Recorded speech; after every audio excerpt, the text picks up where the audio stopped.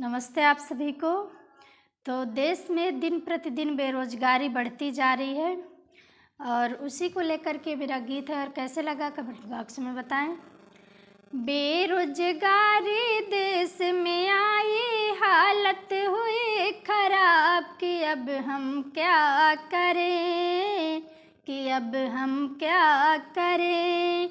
बेरोजगारी आई भारी, हालत हुई खराब कि अब हम क्या करें, कि अब हम क्या करें।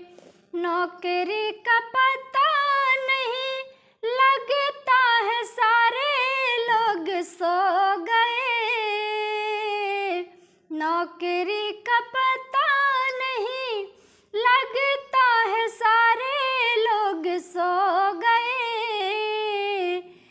MA BA करके बैठे, दो दो बटेट पास हो गए।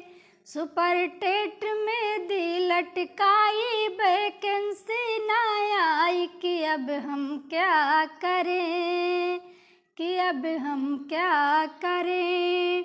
बेरोजगारी देश में आई, हालत हुई खराब कि अब हम क्या करें।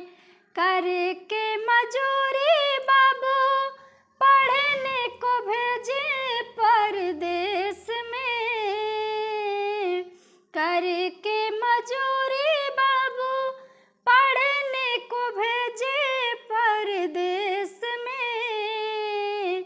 माई कहन लगी रुपया नहीं बायब जेब में।